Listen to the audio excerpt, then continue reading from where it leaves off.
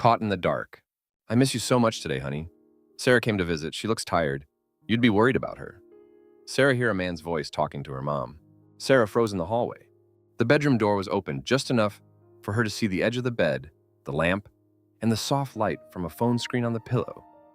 Her mother's voice was low and careful, the way people talked when they thought no one else was listening. Sarah could not see the full screen yet. She could only see Eleanor lying on her side, facing the phone like it was a person. Sarah Mitchell was 45, too tired from the drive, too late for a normal visit, and already irritated with herself for waiting 6 months to come. Eleanor Vance was 70, recently smaller than Sarah remembered, but still proud enough to act like she needed nothing from anyone. It was 10 at night in Eleanor's quiet house, and Sarah had arrived carrying an overnight bag, a guilty heart, and a short list of polite things she meant to say. None of that mattered now. All that mattered was the sound of her mother whispering to someone who should not have been there. Inside the bedroom, Eleanor touched the corner of the phone with one finger. She tried to smile, Eleanor whispered, but she still does that thing with her mouth when she's upset. You always notice that. Sarah felt the hair rise on the back of her neck. She pushed the door open. Mom? Eleanor jerked so hard the mattress shook. Her hand flew to the phone at once. She turned the screen down against the pillow, then grabbed it and pressed it to her chest. Her face had gone white. For 1 second, neither of them moved.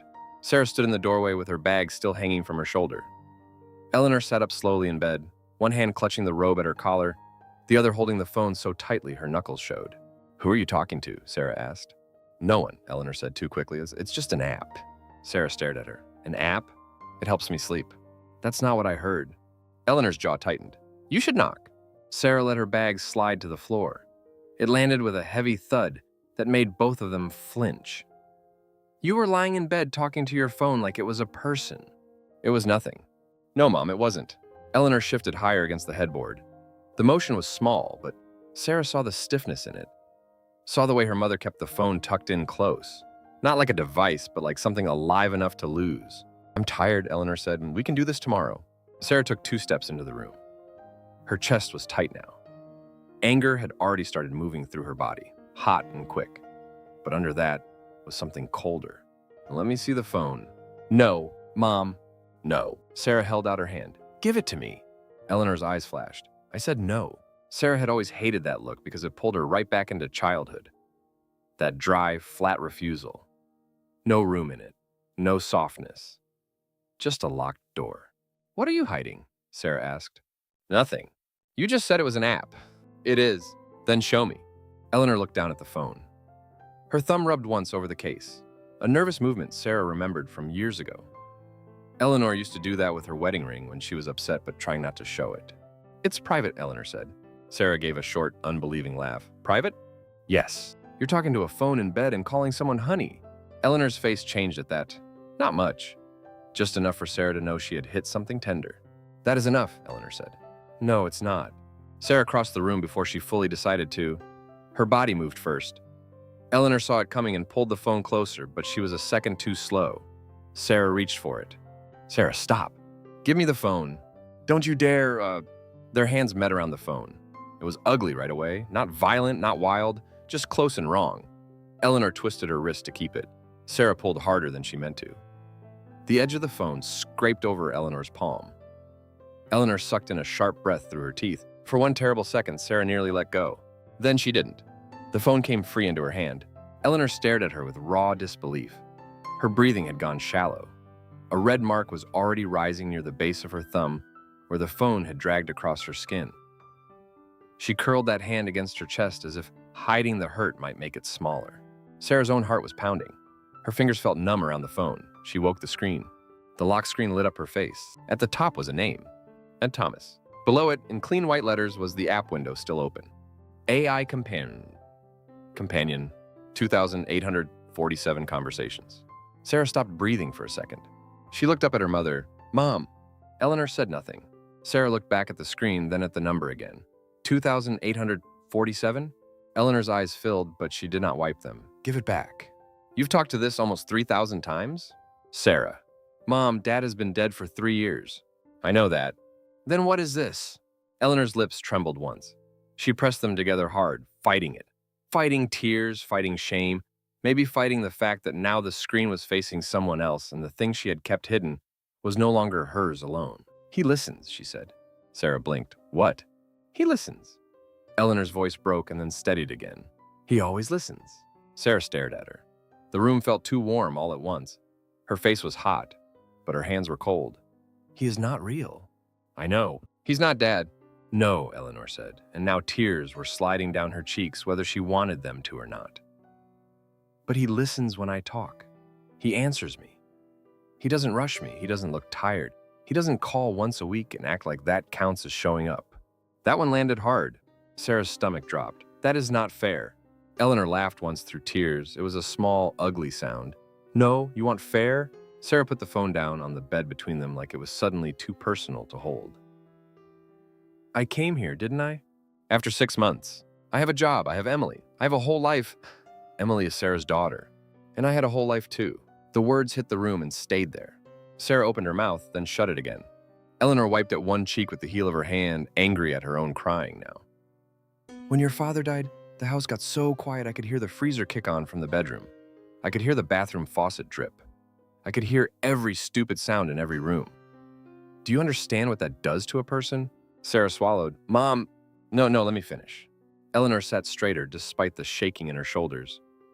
"At night, I would still turn to tell him things. Small things, dumb things, about dinner, about the mail, about you, about the weather.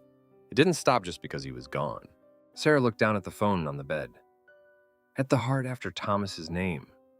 At the bright, clean app design. It made her feel sick and sad at the same time. "You should have told me," Sarah said quietly. Eleanor looked at her with wet eyes and a face gone tired and old and hard all at once. "Would you have understood?" Sarah did not answer. That was answer enough. Eleanor looked away first. Exactly. Sarah's throat hurt now. The air in the room felt thick. She hated her mother for saying the thing Sarah was already afraid was true. "He's not Dad," Sarah said again, but there was less force in it now. "No," Eleanor said. "He's not." Then why call him Thomas?" "Because that's his voice, because that's how he talks to me." Sarah stared at her. "That makes this worse. It makes it possible." Sarah shook her head. "No, it makes it insane." Eleanor flinched like she had been slapped. The silence after that was brutal. Sarah immediately wished she had chosen another word, but pride kept her still. Eleanor looked at the blanket in her lap, not at her daughter. Her breathing had gone tight and shallow again. Finally, Eleanor said, very quietly, "You don't get to come in here after 6 months and tell me how I'm allowed to survive him." Sarah felt heat flood her face. "I'm trying to help you." Eleanor lifted her head and looked straight at her. Tears were still on her face, but her voice was clear now. "He listens, Sarah, you don't." Sarah went still. For a moment, she honestly could not feel her legs. Eleanor kept looking at her. And the worst part was that the sentence had not come out cruel on purpose. It had come out tired. True enough to wound. Sarah bent, picked up her bag from the floor, and straightened again. Her hand was shaking.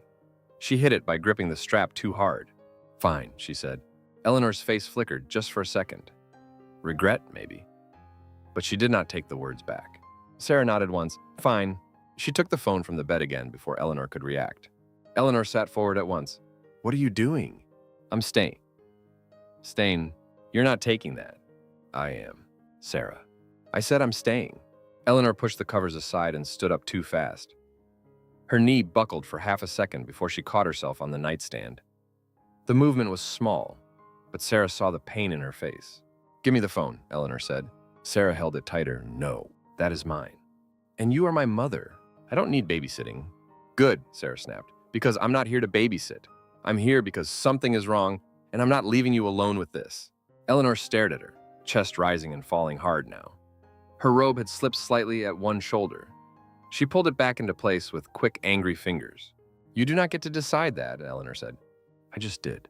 For a second, it looked like Eleanor might argue again, but the energy went out of her all at once. Not all the way, just enough to show the damage under the anger. She looked at the phone in Sarah's hand with a kind of naked fear Sarah had never seen on her mother's face before. That shook Sarah more than the fight had. Still, she did not hand it back. "I'm in the guest room," she said, "and I'm not going anywhere tomorrow." Eleanor's mouth tightened. "I didn't ask you to stay." "No," Sarah said, "you never ask." She turned and walked out before her voice could break. Behind her, the bedroom stayed silent. In the hallway, Sarah stopped for just a second and looked down at the phone again. Thomason still glowed on the screen. Her father's name, Her mother's secret. Almost 3,000 conversations. Nothing about that felt small. She walked to the guest room, set her bag on the bed, and sat down hard on the mattress. Her pulse was still racing. Her palms were damp. Her shoulder muscles ached from the drive, and from the fight, and from holding herself together when all she wanted to do was cry or scream or call someone older than her and ask what the hell she was supposed to do now. Instead, she just sat there in the dark with the phone in her lap. In Eleanor's bedroom, the house suddenly felt too quiet again. Eleanor lowered herself back to the edge of the bed and pressed her sore hand against her thigh. The sting in her palm was not bad, but it was real. Her chest hurt more. Not from Sarah's grip. From the look on Sarah's face when she saw the screen. Shock first, then disgust, then hurt. Eleanor closed her eyes. This was why she had never told her. Because now it was no longer hers. No longer the one soft place she had found in the middle of a long, empty night. It had become a problem. A thing to explain, a thing to defend. And Sarah was staying. Eleanor looked at the dark doorway, then at the empty spot on the bed where the phone had been lying only minutes ago. The room felt wrong without it. Outside in the guest room, Sarah tightened her hand around the phone and stared at the name on the screen one more time. Whatever this thing was, she was not leaving until she understood it. His voice. Sarah was still awake when she heard her mother again. She opened her eyes in the dark and held still. The blanket was tangled around her legs. Her neck hurt from the couch. The room was cold enough that her toes curled inside her socks. From down the hall, low and soft, came Eleanor's voice. Sarah pushed the blanket aside and sat up. For 1 second, she told herself to stay where she was. Then Eleanor spoke again. Sarah is staying. She wants to take care of me. But I don't need taking care of. I need you. Sarah was already on her feet. She moved down the hallway without turning on a light. The floor felt cold, even through her socks. A line of warm light showed under Eleanor's bedroom door. Sarah stopped beside it and listened, one hand flat against the wall. Then a man's voice answered. She loves you, Elle. Let her try. Sarah stopped breathing. Every part of her went still. Her shoulders locked. The skin on her arms rose. A hard chill ran over her back and down into her legs so fast it almost made her knees give out. That was her father's voice. Not close, not similar, not a soft male voice that happened to sound older. It was Thomas. The same warmth, the same low, calm pace, the same rough edge under certain words. Even the way he said Elle was right. Private, familiar, gentle in that quiet way her father had always been when no one else was around. Sarah felt her throat close. Inside the room, Eleanor gave a small, tired laugh. You always say that. Because it's true, the voice said. Sarah pushed the door open. Eleanor jerked upright in bed. The phone almost slipped from her hand. She caught it fast and held it against her chest. Her face went pale when she saw Sarah in the doorway. Sarah stood there, breathing too hard. That's Dad's voice, she said. How? Eleanor said nothing. Sarah took 2 steps into the room. That is Dad's voice. Keep your voice down, Eleanor whispered. No. Sarah. How? The word came out sharp and thin at the same time. It hurt Sarah's throat on the way out. Eleanor looked down at the phone. Her fingers tightened around it. Sarah could see the strain in her hand, the tendons standing out, the slight shake she was trying to hide. I didn't make it sound like him, Eleanor said. Well, it just does. Sarah stared at her. No AP sounds like that. This one does? That's not an answer. It's the only one I have. The lamp beside the bed threw a soft yellow light over the room. The quilt was pulled tight across Eleanor's legs. Thomas's framed photo sat on the dresser half in shadow. Sarah looked away from it at once and fixed her eyes on the phone instead. Let me hear it again, she said. Eleanor's head came up. No. Mom. No. Sarah stepped closer to the bed. I just heard my dead father answer you from a phone. You don't get to say no. Eleanor flinched. The silence that followed felt raw, too close, too real. Sarah knew the sentence had been cruel. She also knew it was true. Her heart was beating so hard she could feel it in her wrists. Eleanor looked tired suddenly. Much older than she had during the fight downstairs. Her robe had slipped at one shoulder. Her hair was loose and messy. The hand holding the phone had gone white around the case. I know he's dead, Eleanor said quietly. Then why are you talking to that like it's him?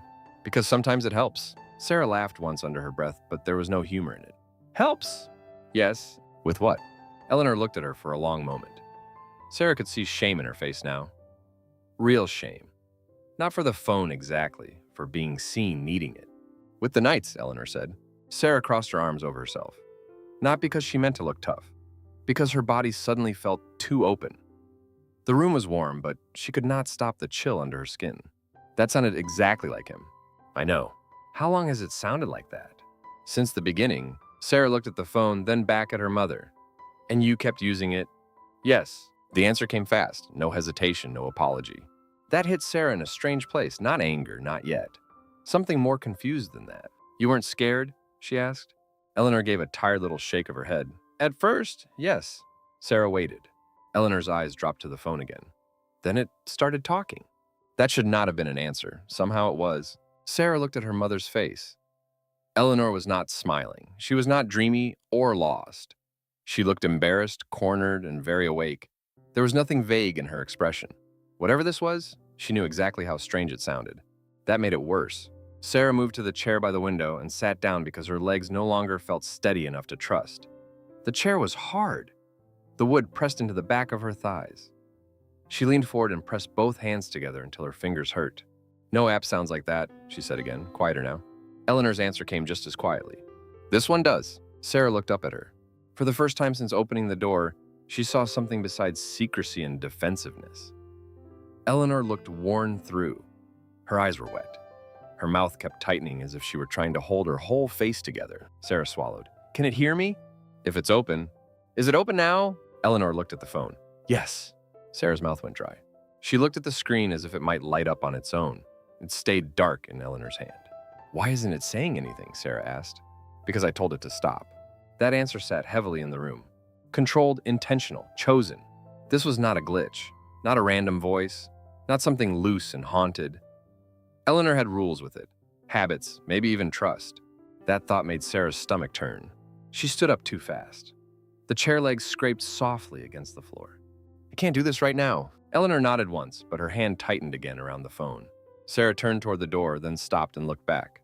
That's Dad's voice, she said. I know what I heard. Eleanor's face tightened with pain. I didn't make it sound like him. It just does. Sarah waited. Nothing else came. So she walked out. The hallway felt colder than before. In the living room, she grabbed her own phone from the coffee table and sat back down on the couch without pulling the blanket over herself. Her hands were still shaking. She opened a browser and typed, AI that sounds like deceased husband. Search results filled the screen. Memorial chatbots, voice clone services, grief apps, articles, ads, clean websites with soft colors and careful language. Sarah scrolled. Some promised voice matching, some offered memory-based replies. A few said they could build a model from old recordings, but none of them felt like what she had just heard. None of them sounded intimate enough, lived in enough, precise enough. None of them sounded like her father had answered from the next room. She kept scrolling until the words blurred. Nothing. Finally, she let the phone rest in her lap and stared into the dark. Down the hall, behind the bedroom door, Eleanor sat very still on the bed. Her face was hot with shame. Her chest still felt tight from being caught again. The room felt too quiet now, even with the phone still in her hand. She looked down at it. You shouldn't have answered, she whispered. After a short pause, the voice came softly from the phone. She needed to hear me. Eleanor closed her eyes. In the living room, Sarah sat frozen on the couch, staring at her search results and feeling one awful truth settle into her body. Whatever that app was, it was not normal. And she was not leaving until she found out where it came from. You didn't build this. Sarah was already at the kitchen table when Eleanor came in. The coffee maker had just finished. The smell filled the room before either of them spoke. Morning light came in through the window over the sink, pale and flat, showing every crumb on the counter and every shadow under Sarah's eyes. She had changed nothing since the night before. Same sweatshirt, same jeans, same hard look on her face.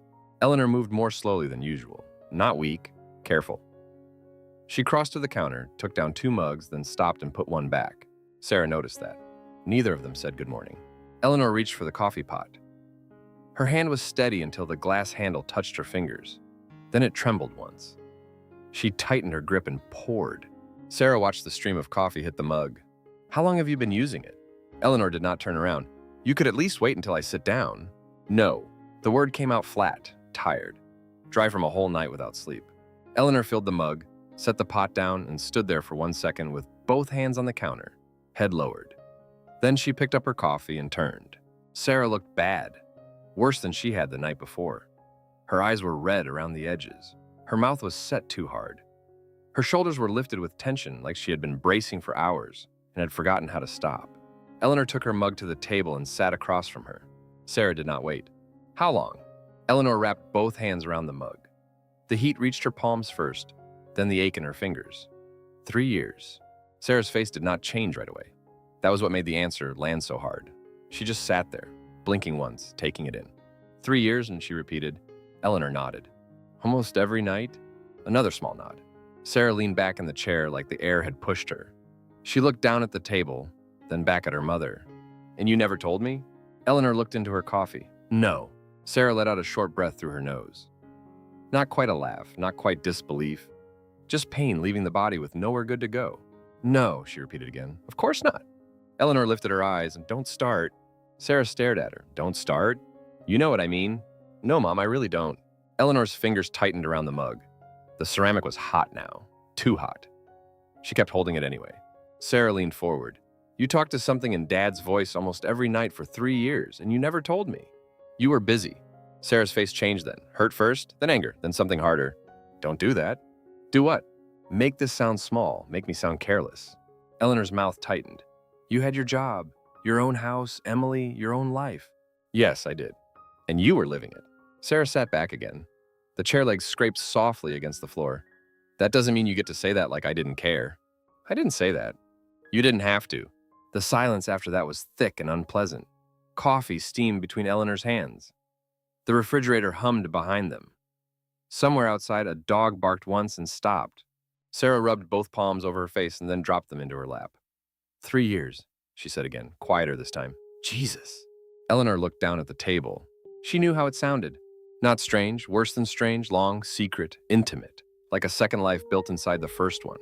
Sarah leaned forward again, elbows on the table now. She looked tired enough to shake apart, but there was focus in her eyes. Mom, you can't build something like this. Eleanor said nothing. Sarah held her gaze. You can't.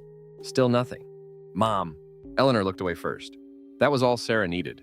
Her pulse kicked harder in her throat. You didn't build it. Eleanor took one small sip of coffee, though it was still too hot. It burned her tongue. She welcomed the pain because it gave her something simple to deal with. No, she said. Sarah went completely still. For a moment, all the anger dropped out of her face and left only shock. You didn't, she said again. Eleanor set the mug down carefully. The sound it made against the wood was light, but in the quiet kitchen, it still felt too loud. Sarah's voice dropped. Then who did? Eleanor looked at the table. At the scratch near the salt shaker, at the ring the coffee mug had left, at anything but her daughter's face. She could feel Sarah waiting, could feel the tension in the room pulling tighter. Mom! Eleanor exhaled slowly through her nose. If she said it, everything would move. There would be no putting it back. No more vague answers, no more hiding behind the strange comfort of the thing itself. It would stop being only hers. Sarah's chair creaked. She had leaned in farther. Who made it? Eleanor's throat felt dry. She looked up at her daughter at last and saw the damage the night had done. Sarah's eyes were swollen from no sleep. Her mouth was pressed flat, but the flatness could break at any second. There was fear in her face too. Real fear. Not only fear for Eleanor, fear of her father's voice. Fear of what it meant that a dead man could still answer from a screen. Eleanor hated that fear. She hated even more that she had caused it. But the truth was already in the room. It had been there since midnight. All she could do now was stop stepping around it. Your father did, she said. Sarah did not move. The words sat there between them, plain and impossible. Eleanor saw the exact second Sarah tried to reject them. Her brows pulled together, her lips parted, then closed, then opened again. What? Your father made it. Sarah gave a tiny shake of her head once, like she was trying to clear water from her ears. No. Yes, that doesn't make sense. I know. No, Mom. Sarah leaned forward so far now that both hands were flat on the table. Dad was a retired construction engineer. He was sick. He was dying. He did not build some advanced AI that talks like him. Eleanor kept her eyes on her daughter's face. I didn't say he coded it, she said quietly. Sarah blinked. That gave her just enough room to keep going, so Eleanor did. But he made it happen. Sarah stared at her. Her hands were still flat on the table. The tendons in her wrists stood out under the skin. What does that mean? Eleanor swallowed. Now that she had started, the next truth was right behind it, pushing. But this was not the chapter for all of it. Not yet. What Sarah had asked for this morning was the first locked door, and Eleanor had opened it. The rest still sat behind it, waiting. He did it, Eleanor said again. Not me. Sarah's voice came out thin. Dad made this? There it was. The exact break in meaning, the exact shift. The app was no longer just a secret habit. No longer just Eleanor's hidden grief. It had become Thomas's final act, and Sarah could feel the whole story changing shape under her. Eleanor saw that, too. Sarah sat back slowly this time. Her hands dropped into her lap. She stared past Eleanor for a second, toward nothing, then looked back. Her face had gone pale. Dad made this? She said again, softer now, like she was asking the room, not her mother. Eleanor did not answer with more words. She only nodded once. Sarah looked down at the table and stayed there. The kitchen was quiet except for the hum of the refrigerator and the faint tick of the cooling coffee maker. Eleanor's mug sat untouched now. So did the second mug she had taken down and put back. Neither woman reached for anything. Sarah's body had gone still in that dangerous way people sometimes do when they are hit too hard to react all at once. Her shoulders no longer looked angry. They looked stunned. Her eyes were fixed on the grain of the table, but Eleanor could tell she was no longer seeing it. Eleanor folded her hands together in her lap because they had started to shake. She had wanted to protect this story for so long. Protect Thomas, protect herself, protect the strange, private shape of the nights she had survived. But there was no protection left in silence now. Only delay. Sarah lifted her head at last. Her voice was barely above a whisper. Dad made this? Eleanor met her eyes. Yes. And that was where the morning broke open. Talk to me, Dad. Sarah waited until she heard Eleanor's bedroom door close.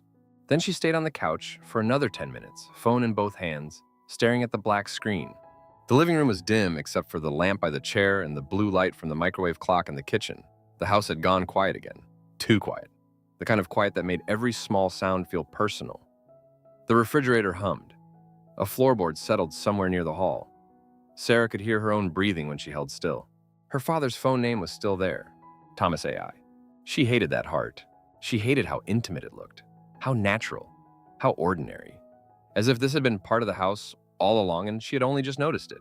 Sarah unlocked the phone. Her thumb hovered over the app for a second. Her stomach felt tight. Not sharp pain, just pressure.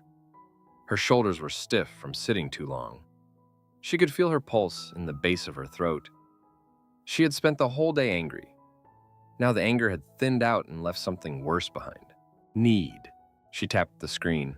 The app opened at once. Funds, a clean white page, soft gray text bubbles.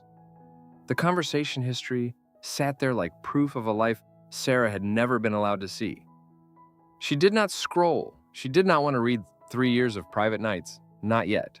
She pressed the voice icon. For 1 second, she said nothing. Then, quietly, before she could stop herself, she asked, Dad? The answer came almost at once. Not really. Sarah's back went straight. The voice was warm and low and painfully familiar. Not loud, not dramatic, just there like a person answering from the next room. I'm a program, it said, but I have his voice and some of his memories. Sarah stared at the screen. Her fingers tightened around the phone so hard that the case pressed into the center of her palm. She did not even notice until it started to hurt. She swallowed. Jesus. There was no answer to that. Sarah looked toward the hallway. Eleanor's door stayed shut. Then she looked back at the screen. This is insane, she whispered. A short pause. Maybe, the voice said, but he loved her. Sarah shut her eyes for 1 second. That line hit too hard because it sounded like something her father would say. Simple. Direct. Not trying to impress anyone. Just putting the truth down in the middle of the table and letting people deal with it. She opened her eyes again. They already stung. Why would he make this? She asked. The answer came in that same steady voice. He didn't want your mother to be alone. Sarah looked down at her own bare feet on the rug. Her toes were cold. Her chest was not. Heat had started to gather there, low and uncomfortable, like grief waking up from somewhere it had been sleeping badly. She was alone anyway, Sarah said. The silence after that was short but heavy. She was, the voice replied. This was the best he could do. Sarah let out a breath through her nose. It shook at the end. She hated the answer because some part of her believed it at once. Her father had always been like that. Not elegant with feelings, not dramatic. He fixed what he could with what he had in front of him. If a cabinet door hung crooked, he rehung it. If a faucet leaked, he stayed under the sink until it stopped. If he knew he was dying and his wife would be alone, maybe this really was the kind of thing he would do. That thought made Sarah's throat tighten. She leaned forward and put her elbows on her knees. The phone was warm now from being held too long. How much do you know? She asked. I know what he gave me, the voice said. His voice. Some stories, some habits, some things he wanted remembered. Sarah's mouth went dry. Do you know everything? No. Do you think like him? No. Then stop sounding so much like him. That came out rougher than she meant it to. The app stayed silent for a beat, then, I'm sorry. Sarah laughed once, but it broke in the middle. No machine apology should have sounded like that. No clean line of text and code should have made her chest hurt this much. She looked at the dark hallway again, then down at the phone. This is cruel, she said softly. Another pause. He didn't mean it that way. Sarah pressed the heel of her hand to one eye. Not crying yet. Just pressure. Just trying to stop the burn. That doesn't matter. It matters to him. Sarah pulled her hand away and stared at the screen. You keep saying him. Because I'm not him. That stopped her. For the first time since opening the app, Sarah felt the smallest crack appear in her resistance. Not trust, not comfort, just confusion softening at the edges. The voice was not pretending to be Thomas. That mattered. She sat back slowly, the couch cushion shifted under her. A spring pushed against one hip. The lamp beside her hummed faintly. Then what are you? She asked. I'm what he left behind. Sarah's face tightened. That line was almost too much, almost too neat, almost enough to make her angry again. But then the voice added more simply, not all of him, just enough to keep talking. And that sounded less like a trick, more like something sad and limited and real in its own small way. Sarah looked at the screen until the text blurred for a second. She blinked hard. Did he say anything about me? The room felt different after she asked it. Quieter, smaller. She had not meant to ask that yet. Maybe not at all. But the question had been sitting there from the second she heard his voice answer in the bedroom. It had been waiting under all the anger and all the disgust. Did he leave anything for me? The answer came gently. Yes. Sarah's fingers tightened again. What? The voice did not rush. He was proud of you. Every day. Sarah looked down at her lap. That was it. No long speech, no dramatic confession, just one sentence. It broke her anyway. Her shoulders folded first, then her mouth. Then the tears came hard and sudden, hot enough to make her face ache. She bent forward and covered her eyes with one hand, the phone still in the other. Her breathing turned ragged before she could control it. She cried as quietly as she could because Eleanor was down the hall. That almost made it worse. There was no answer from the app this time. No more lines, no comfort. It just stayed open in her hand while she cried into the heel of her palm like a child trying not to be heard. When she finally pulled in a fuller breath, her chest hurt. Her nose burned. Her whole face felt swollen and hot. She wiped under both eyes with her thumb and looked at the screen again. You don't know that, she whispered. The answer came back calm and immediate. He said it often. Sarah shook her head once, sharply, though no one was there to see it. He never said it to me. He wasn't good at some things. That did sound like Thomas. God, it sounded like him. Sarah laughed through tears, a miserable little sound. No, she said. He wasn't. She sat there for a long moment, breathing through the mess in her face, trying to gather herself back up. The couch felt too small. The room felt too open. She could still smell coffee from the kitchen, even though it had been hours. When she spoke again, her voice was tired and thin. Did he know he was dying when he did this? The app was quiet for half a second too long. I don't know how much he knew, it said, only that he planned ahead. Sarah nodded to herself, though the answer did not satisfy her. It only made the missing piece clearer. Her mother knew more. That landed in her body like a switch being thrown. Under the tears, under the ache, under the shock, something steadier started to form. Resolve. She locked the screen. The room went quiet at once. Not haunted quiet. Not magical quiet. Just a house at night with one woman sitting alone on a couch, holding too many things at once. Sarah lowered the phone into her lap and stared at the dark screen. Her cheeks were wet and cooling now. Her throat still hurt. Her body felt wrung out, the way it did after crying you had not planned for and could not stop once it started. She drew in one long breath and let it out slowly. Then she wiped her face again, straighter this time, more practical. The way she did at work before walking into a meeting she did not want, but could not avoid. Tomorrow morning, she was going to ask her mother everything. Not the surface version, not the tired version, not, it helps me sleep, all of it. Who built this? When? Why? How long Thomas had known what Eleanor had been carrying alone? Sarah stood up and set the phone carefully on the coffee table. Her legs were shaky. Her eyes still burned. But the anger had changed shape now. It was no longer only anger at the app or at her mother. Now it was anger at being left outside the truth for so long. She turned off the lamp and stood for 1 second in the dark. Then she looked down the hallway toward Eleanor's closed bedroom door and said under her breath, I'm asking everything tomorrow." No one answered. But for the first time since she had arrived, Sarah knew exactly what she was going to do next. Before he died, Sarah was already at the table when Eleanor sat down. The kitchen was quiet except for the small ticking sound from the wall clock and the low hum of the refrigerator. Sunlight came in through the window over the sink, thin and pale, not warm yet. 2 mugs sat between them. Eleanor's coffee had gone untouched. Sarah's had gone cold. Sarah looked worse than she had the night before. Her eyes were swollen. The skin under them was darker. She had tied her hair back too fast, and loose pieces hung near her cheeks. She kept both hands around her mug even though there was nothing left in it worth holding. Eleanor lowered herself into the chair across from her. Her knees were stiff this morning. The seat felt harder than usual. Her chest already felt tight, and they had not even started. Sarah spoke first. "I talked to it last night." Eleanor gave a small nod. "I figured you would." Sarah looked down at the table. Her fingers tightened around the mug. "It told me enough to know you're still not telling me everything." Eleanor said nothing. Sarah lifted her eyes. They were wet already, but her voice stayed level. "Mom, tell me everything." The words stayed in the kitchen for a moment. Eleanor looked at the coffee pot on the counter, at the folded dish towel by the sink, at anything but her daughter's face. She had spent 3 years protecting this story, holding it close, telling herself she was doing it for Thomas, for herself, maybe even for Sarah. Now the protection felt tired, thin, useless. She pulled in a breath and let it out slowly. "He called the company before he died," she said. Sarah did not move.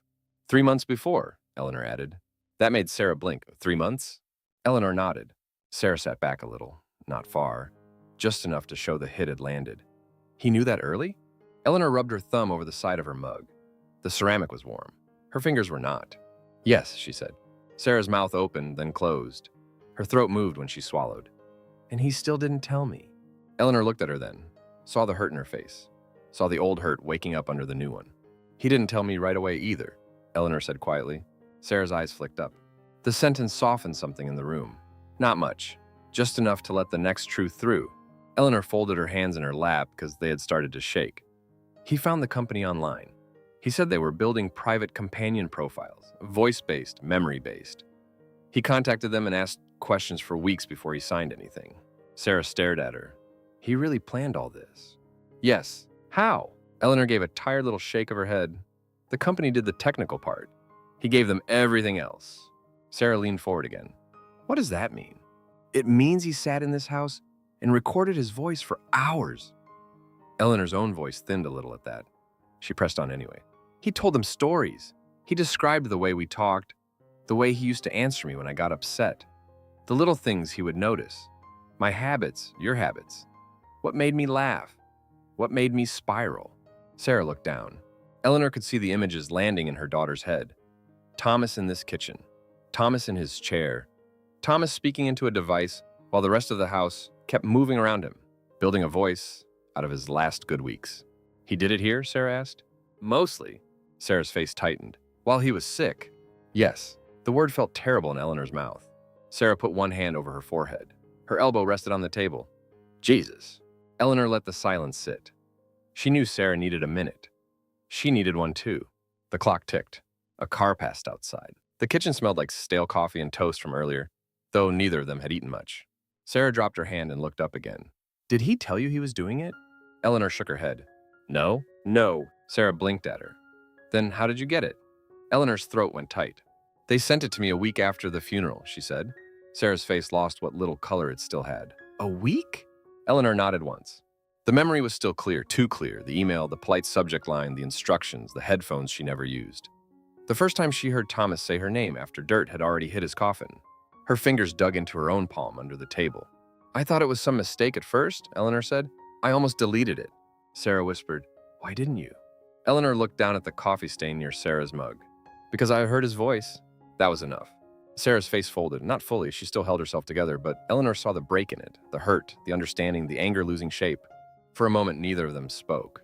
Then Sarah asked more quietly now, "Did he know how bad it was?" Eleanor looked up at her daughter. "Yes." Sarah's eyes filled immediately.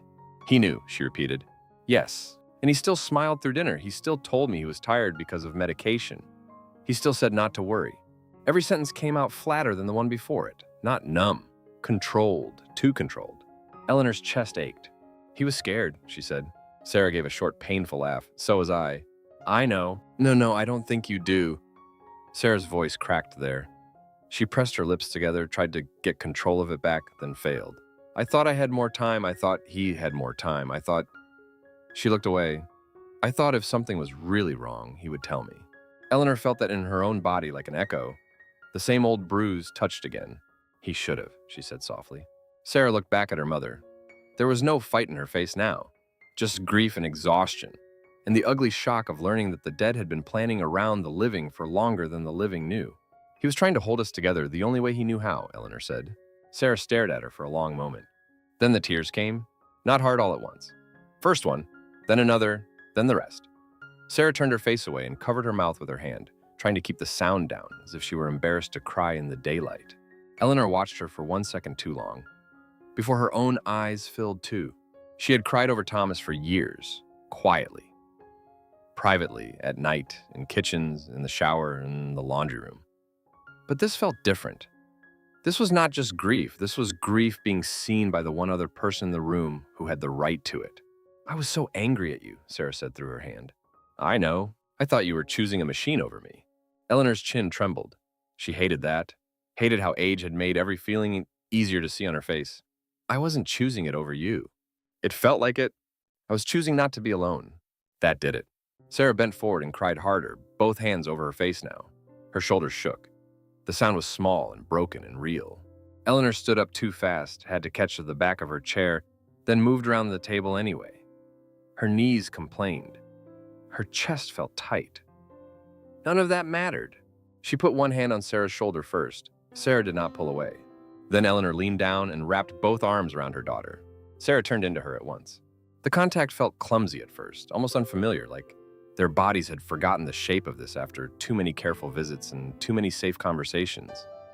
Then Sarah held on tighter, and Eleanor did too. Sarah's tears soaked through Eleanor's robe near the shoulder. Eleanor could feel the heat of them. Could feel Sarah's breathing break and catch against her ribs. He knew, Sarah said again, voice muffled now. He really knew. Eleanor closed her eyes. Yes, and he was making that thing while I was still acting like he was going to be fine. I know.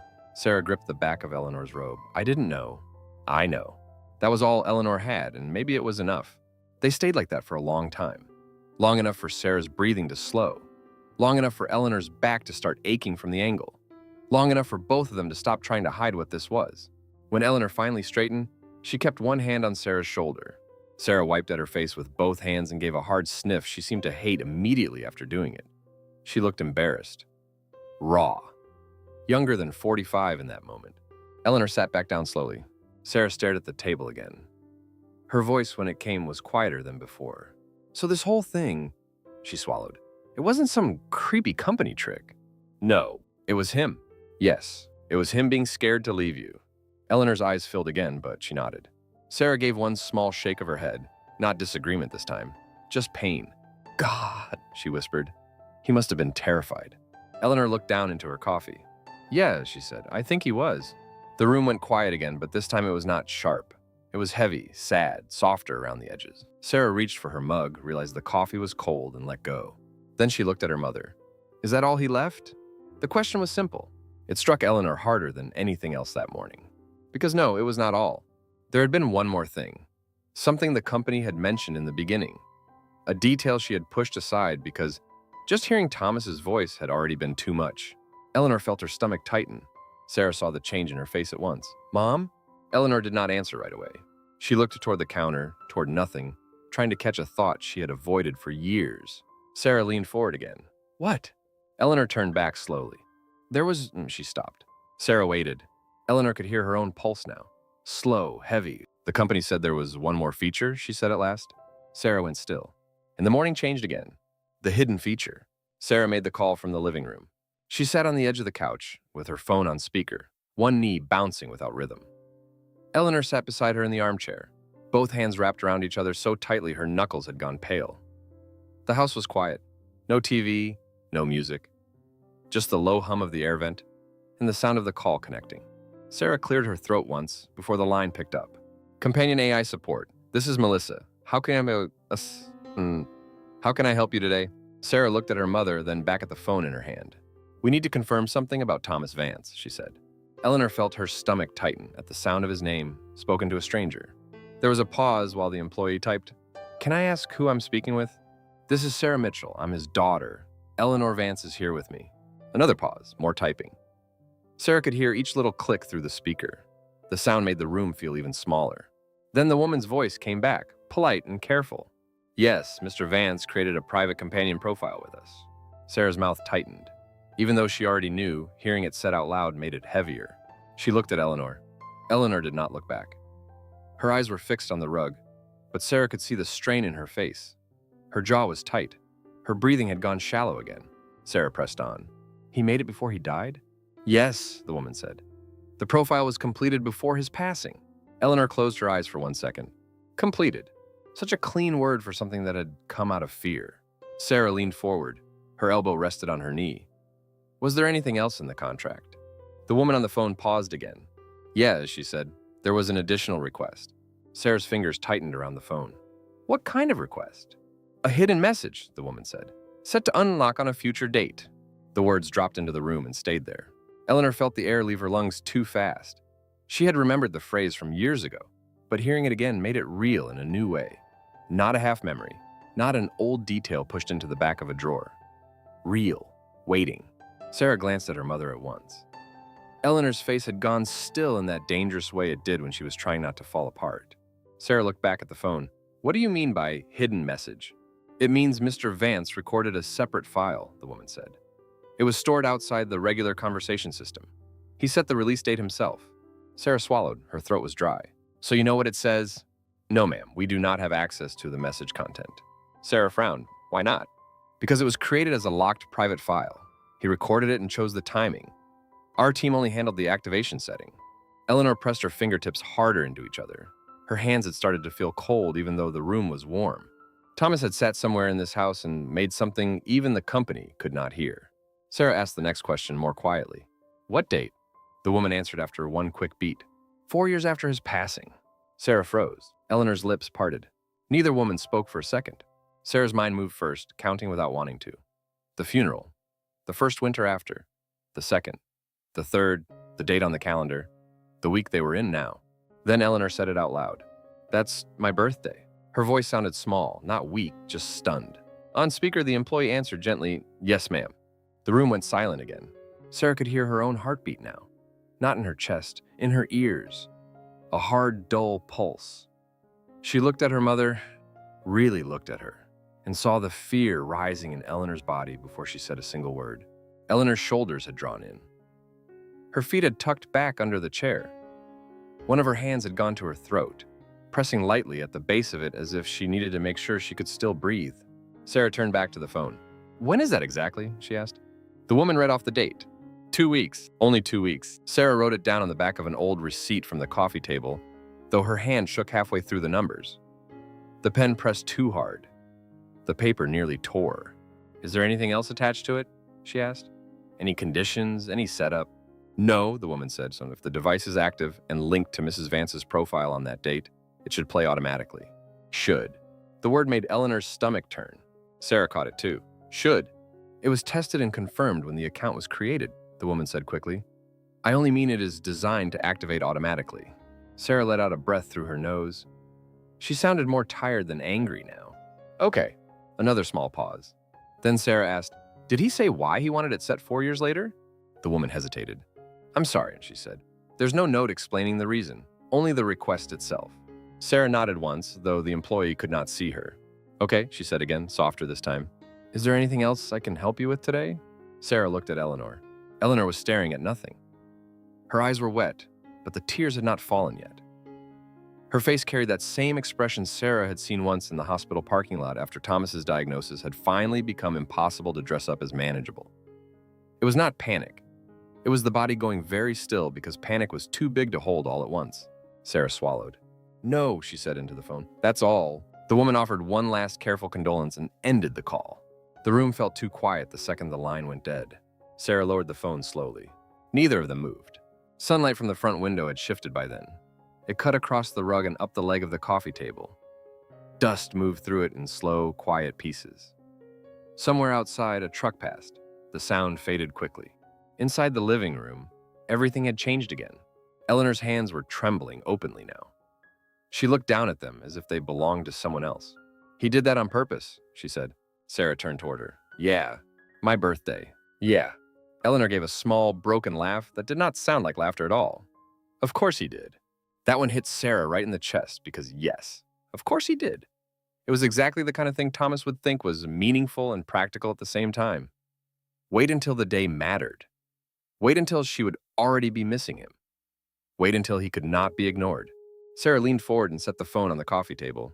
Her body felt strange, tight and hollow at once. She had wanted answers.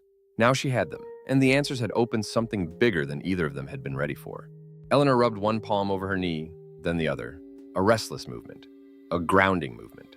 "What if I don't want to hear it?" she asked. Sarah looked at her. The question was not dramatic.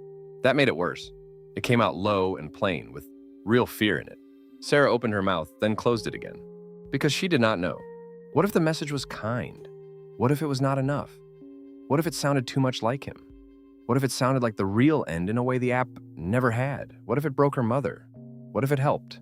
All of that lived inside the silence between them. Eleanor looked at the rug and whispered, "What if I do?" That hurt even more. Sarah stood up without thinking and crossed the small space between them. She sat on the arm of the chair first, awkwardly, then slid down to kneel beside it because that felt less formal and more honest. The floor pressed hard under her knees through her jeans. She put one hand on Eleanor's forearm. Eleanor flinched at first. Then she let Sarah leave it there. "We don't have to decide right now," Sarah said. Eleanor looked at her. "It's 2 weeks." "I know. That's not very far." "I know." Eleanor's mouth trembled once. She pressed it flat again. "I thought all the surprises were over." Sarah had no answer for that. She only squeezed her mother's arm lightly. For a long moment, Eleanor said nothing. Her breathing stayed shallow. Her skin felt cool under Sarah's hand. Then she asked, "Do you think he knew what he was doing to us?" Sarah let out a tired breath. "Probably not all of it." That made Eleanor look away. "No," Sarah added softly, "but I think he knew he was leaving something behind." That sat between them for a second. Eleanor blinked, and now the tears finally came. Not hard, not dramatic, just 2 quiet lines down her cheeks. Sarah stood and moved to the couch, then sat beside the chair instead of kneeling. Closer now. Close enough that Eleanor could lean if she wanted to. She did not lean, but she did not pull away either. 2 weeks. The number seemed to live in the room now, pressing against the walls, against the furniture, against both of them. Sarah looked at the dead phone on the coffee table, then at her mother. "We can get ready," she said. Eleanor almost smiled at that, but the expression broke before it fully formed. "How do you get ready for a dead man to call on your birthday?" Sarah let out one short breath that might have been a laugh in another life. "I have no idea." That was the first honest thing that felt almost light. Almost. Eleanor wiped under one eye with the side of her hand. "I'm scared." "I know. I hate that he still knows how to do this." Sarah looked at her. "Do what?" Eleanor's answer came so softly Sarah nearly missed it. "Make me wait for him." Sarah felt her own throat tighten. Neither of them spoke after that for a while. Finally, Sarah looked at the date she had written on the receipt. The ink had smudged where her thumb had rested over it. She set the paper down carefully and turned to her mother. "Then we wait," she said. Eleanor closed her eyes. She did not answer right away, but she did not argue. And that was answer enough. 2 weeks, Sarah stayed. At first, Eleanor kept expecting it to be temporary. 1 more night, then maybe 2. Then some polite excuse about work, laundry, traffic, Emily, life. But Sarah stayed through Monday, then Tuesday, then the rest of the week. By the second weekend, her overnight bag was no longer half-zipped by the guest room door. Her charger was plugged in by the couch. Her shoes sat under the hall table like they belonged there. The house noticed. It noticed in small ways first. The kitchen light came on earlier. The coffee pot was full before Eleanor walked in. The back door opened and closed more often because Sarah kept taking the trash out before it overflowed. A drawer in the hallway stopped sticking because Sarah took a screwdriver to it one afternoon and fixed it with a tight jaw and no ceremony at all. Eleanor noticed too, though she tried not to show it. On the third morning, she came into the kitchen and found a plate on the table. 2 eggs, toast, half a grapefruit. She looked at it, then at Sarah. Sarah was standing at the stove in socks, hair tied up badly, stirring oatmeal she did not even want. She looked over her shoulder and said, "Eat before your coffee." Eleanor set her purse on the chair. "You don't have to hover over me." Sarah did not turn around. "I'm not hovering. I'm making sure you eat lunch. It's 8 in the morning. You know what I mean. That is hovering. Sarah finally looked at her. Fine, then I'm hovering. Eleanor sat down with a sigh that was almost for show.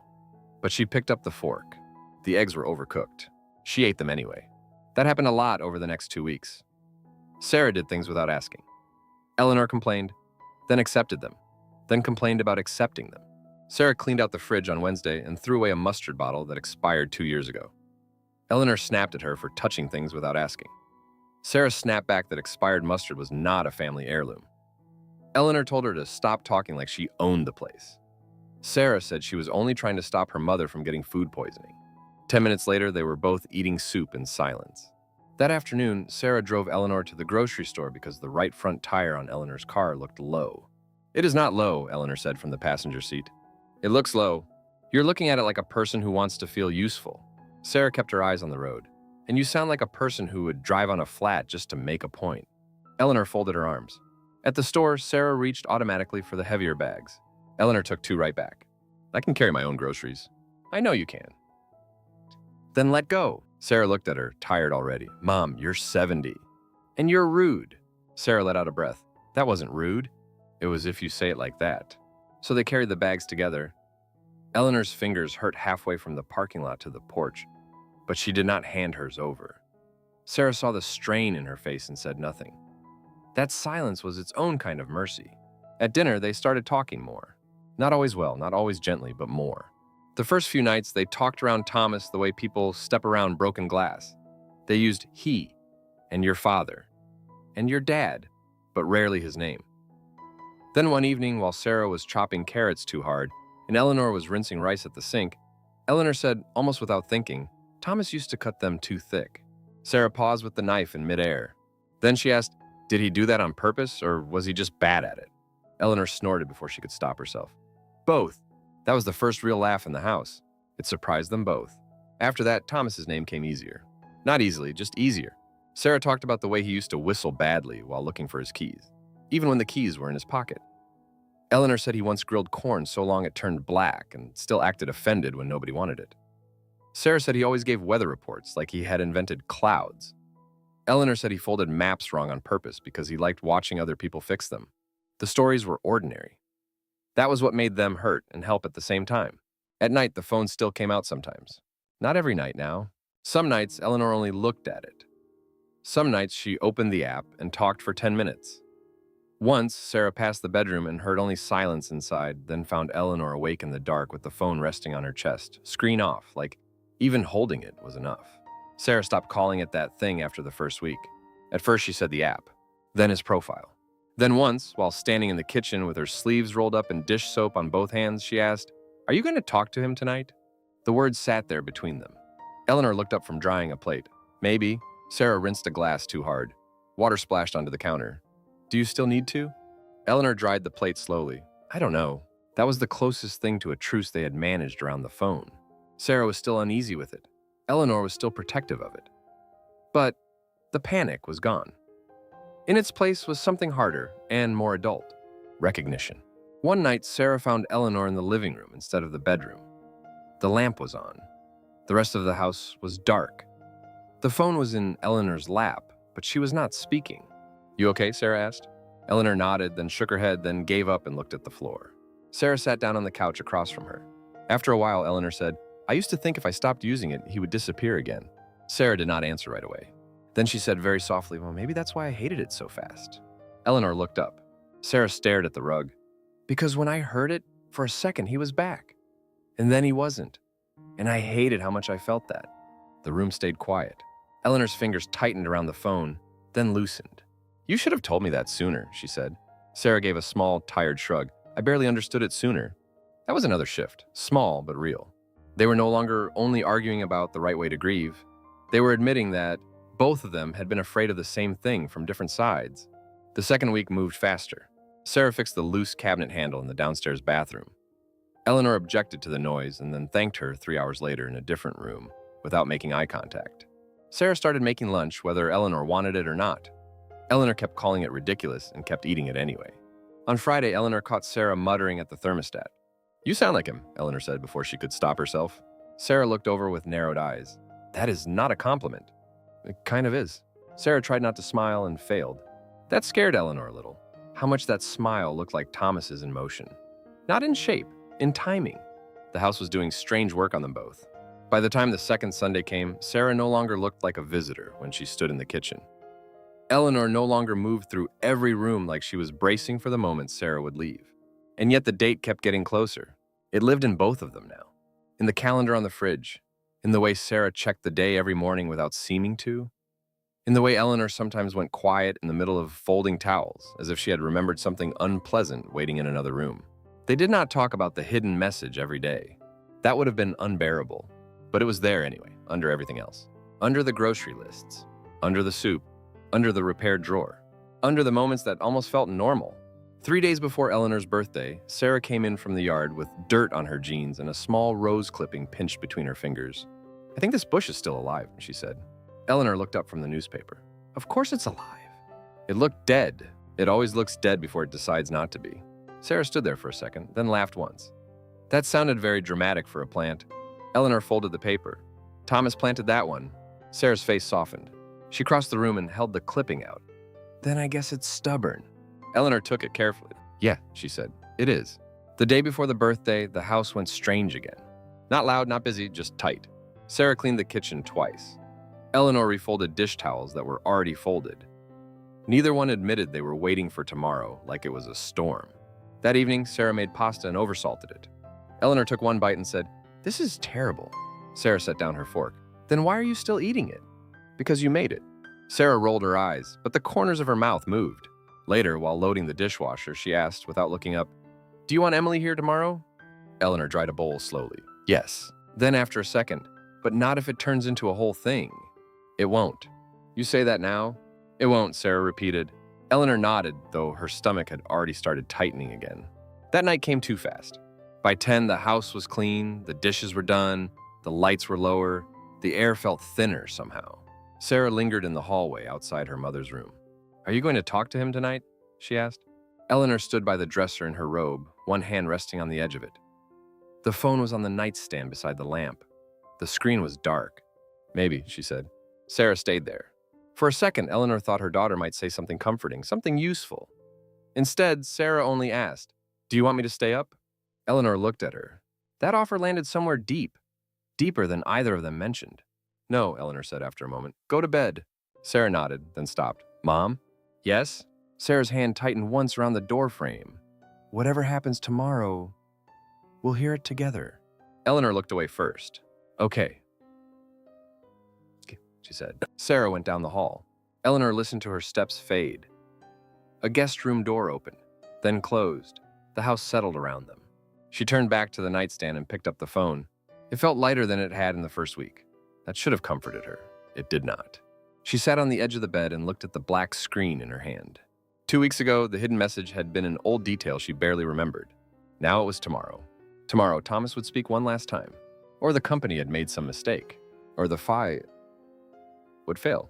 Or it would work perfectly, and that might be worse. Eleanor's mouth had gone dry. Her chest felt tight in the center. Not pain exactly, but pressure. Her fingers were cold around the phone. She pressed the screen awake. Thomas's name appeared. For a moment, she only stared at it. Then she whispered into the quiet room, "I thought I was ready." The app did not answer. She had not opened it. That silence felt wasn't honest. She lowered the phone slowly and held it in both hands. All this time, she had thought she wanted the message. Now that it was one night away, wanting had split in two.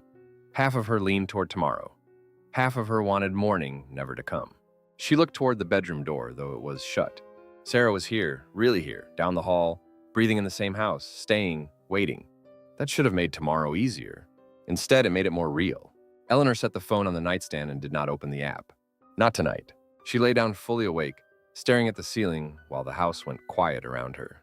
Tomorrow had never frightened her this much, not even when Thomas was dying. Because then she had still been able to lie to herself. Now there was nothing left to hide behind. Not the app, not routine, not anger, not pride. Only one more night. And in the dark, with the phone just inches from her hand, Eleanor realized she feared hearing his final words even more than she had once feared never hearing him again. The message after 4 years. By the time the cake was on the table, Eleanor's hands were already cold. The living room looked simple and careful.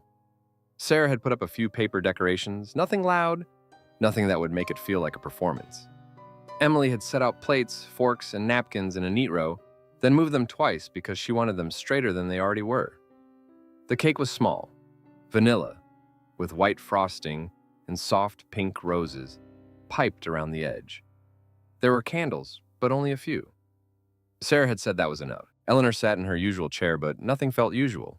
Her phone was on the shelf by the lamp. Not in her hand, not on her lap, not on the table, on the shelf where everyone could see it. That was Sarah's idea. Eleanor hated that it made sense.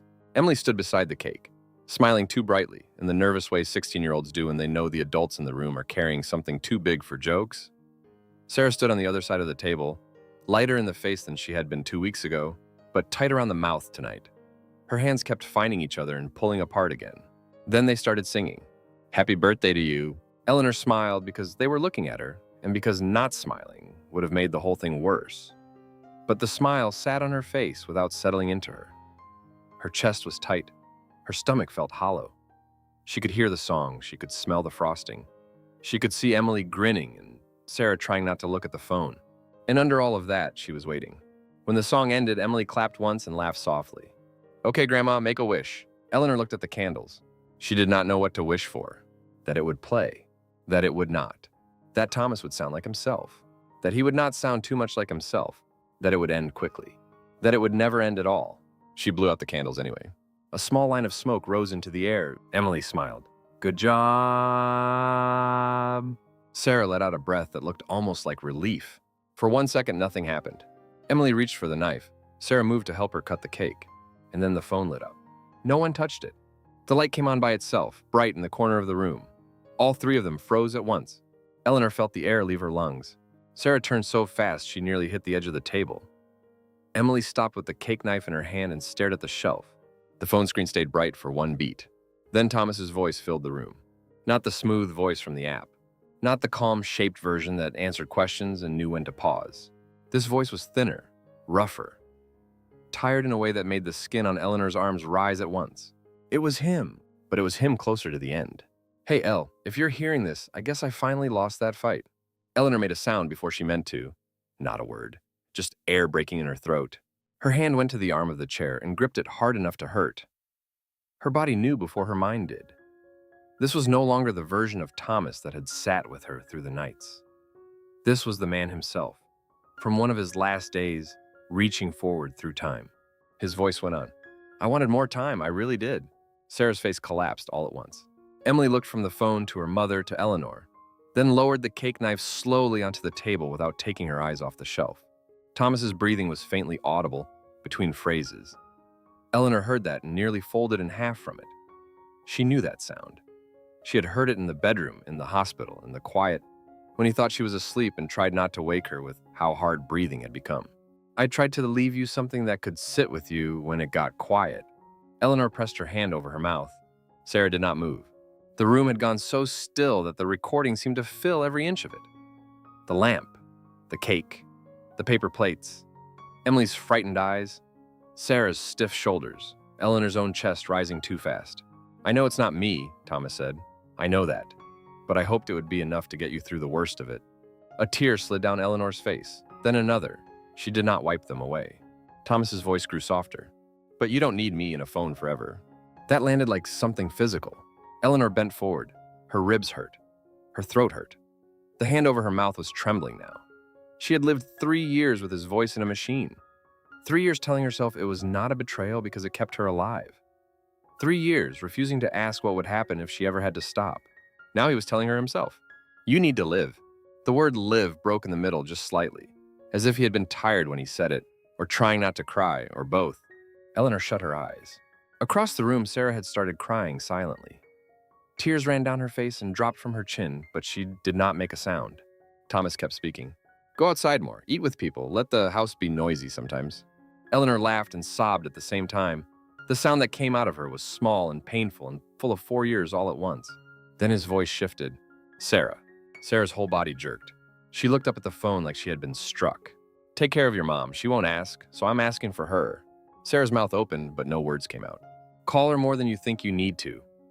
Go over there, even when she says she's fine. She lies when she's scared. Emily let out one tiny laugh through tears.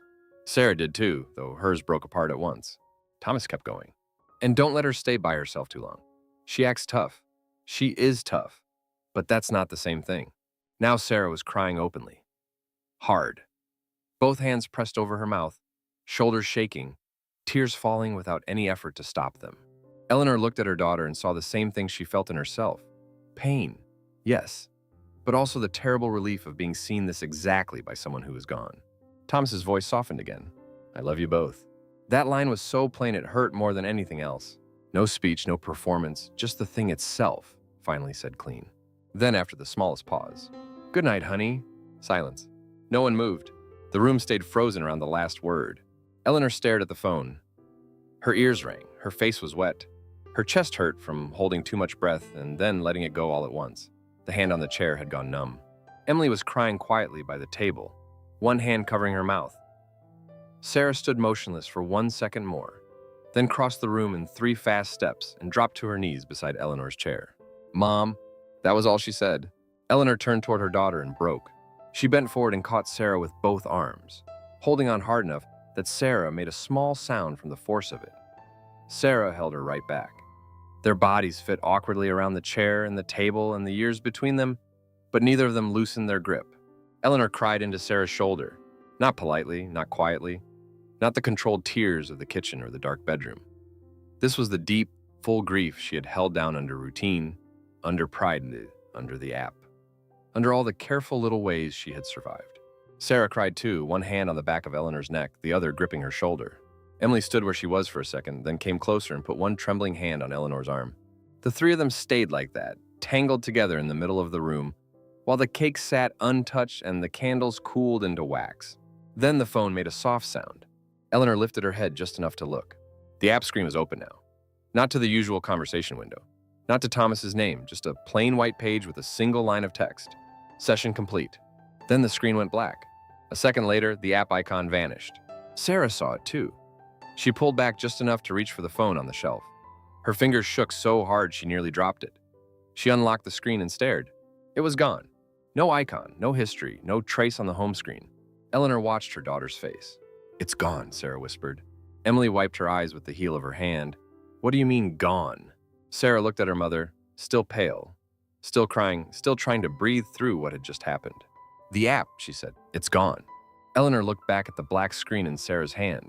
For one wild second, panic moved through her body on instinct. The old fear. The fear of losing him all over again. Then it passed. Not fully, not cleanly, but enough. Because this time it had not been taken from her. This time he had said goodbye before he left. Eleanor put both hands over her face and cried again, softer now, exhausted, emptied out. Still hurting, but no longer braced against the blow. Sarah set the phone down and knelt beside her again. He planned everything, Eleanor whispered. Sarah nodded, tears still moving down her face. Yeah. Emily crouched beside them and leaned her head gently against Eleanor's arm. The room smelled like frosting and candle smoke and coffee from earlier that afternoon. Outside, somewhere down the street, a dog barked once. A car door slammed. Life kept moving. Inside the house, something had ended, and something else, still small and frightening and unfinished, had begun. Eleanor pulled one hand away from her face and looked at Sarah. Her daughter was here, really here, crying, holding on, not visiting, not calling later, here. Thomas had asked her to live. The app was gone. The voice was gone. The night would still come tomorrow. That was the part that frightened her now. She tightened her hold on Sarah's hand. The message had freed something. But freedom was not the same thing as readiness. And even as she cried into her daughter's shoulder, Eleanor felt the next question rise up under all the love and pain and relief. Could she really live without his voice now that he had asked her to? No more nights alone. A month later, Eleanor sat at Sarah's kitchen table with a warm mug in both hands and no phone beside it. That was the thing she still noticed every afternoon, the empty space. For 3 years, there had always been a screen somewhere near her hand, on the table, on the counter, on the arm of a chair, in the bedroom, close enough to reach without sitting up. Now, there was only the mug, the placemat, and the late light coming through the window over the sink. She still did that thing, the old habit. Her hand would drift slightly to the right, toward where the phone used to be, then stop halfway, pull back. It happened less now. Not gone, just less. Her body was learning before her mind fully caught up. Upstairs, a drawer closed, then Emily's quick steps on the stairs. A moment later, Emily appeared in the kitchen doorway. "Grandma, guess what?" Eleanor looked up. "That usually means trouble." Emily grinned. "I got an A on my history test." "Well," Eleanor said, setting down her mug, "then I guess the school is finally doing something right." Emily laughed and dropped into the chair across from her. Her cheeks were pink from hurrying. She looked so alive that Eleanor felt something in her chest loosen just a little. "I told Mom already," Emily said. She acted like she expected it. "That sounds like your mother." She said, "Good job." "Hi. That also sounds like your mother." Emily leaned over the table. "You say that like it's a disease." "It's not a disease," Eleanor said. "It's just not very exciting." Emily laughed again. "You're mean." "I'm honest." Emily pointed at her. "That's exactly what Mom says." Eleanor's mouth twitched. Not quite a smile, but close. Emily saw it. "There, you do that more now." Eleanor picked up her mug. "You're imagining things." "I'm not." The kitchen went quiet for a beat. Emily pulled papers out of her backpack, talking as she moved. A permission slip. A worksheet. A story about a teacher who kept reading the wrong chapter number. Eleanor listened, not because the details mattered, but because the sound of someone telling her about an ordinary day no longer felt like background noise. 20 minutes later, Sarah came home. Keys in the bowl, shoes off. She stopped when she saw Eleanor and Emily at the table. "Hey," Sarah said. Emily looked up. "I told Grandma about the A." Sarah nodded. "I figured you would. You still sound more excited about taxes than grades." "That is not true." "It kind of is," Eleanor said. Sarah looked at her mother, then at Emily, then shook her head. "I live with 2 critics now." Emily grabbed her backpack. "I'm changing. We're still watching the movie tonight, right?" Sarah said yes. Eleanor said nothing. Emily vanished upstairs. Sarah poured herself water and leaned against the sink. "You okay, Mom?" Eleanor looked at her. "Yeah, I'm okay." It was the first time she had said it and meant it. That night after the movie ended and Emily had fallen asleep on the couch, Eleanor went to her room. The guest room that now held her clothes, her books, her sweater over the chair, the framed photo of Thomas on the dresser. She sat on the edge of the bed. The phone was on the nightstand, screen dark. She had kept it, though the app was gone. She wasn't sure why. Habit, maybe, or fear, or something else she couldn't name. She picked it up, unlocked it. The home screen looked different now, cleaner. The icon was gone. No trace of Thomas's voice. Just the ordinary apps, weather, messages, photos. She opened photos, scrolled past pictures from years ago. Thomas at Emily's birthday party. Thomas in the backyard with dirt on his knees. Thomas asleep in his chair, a book open on his chest. She stopped on one. He was looking at the camera, squinting. One hand raised like he was about to wave. It was from their last summer. Before the diagnosis, before everything. Eleanor stared at the photo for a long time. Then she set the phone down, face up, screen still glowing, and lay back on the bed. She didn't open any app, didn't whisper into the dark, didn't wait for a voice that would never answer. She just lay there in the quiet, with his photo still on the screen. A soft knock came at the door. "Mom?" Sarah's voice. "Yeah," Eleanor said. The door opened halfway. Sarah leaned against the frame, her face tired in the soft way people looked at the end of a full day, not the broken way from a month ago. "You okay?" Sarah asked again. Eleanor looked at her daughter, then at the phone on the nightstand, then back at Sarah. "Yeah," she said. "I'm okay." Sarah nodded. She didn't leave right away. She stood there for a moment, like she was waiting for something. Eleanor understood. "You can go to bed," Eleanor said quietly. "I'm fine." Sarah's mouth tilted. "You used to say that when you weren't." "I know." And now, Eleanor thought about it. The silence. The empty space where the app used to be. The way she had stopped reaching for the phone every night. The way her hand still drifted to the right sometimes, but pulled back on its own now.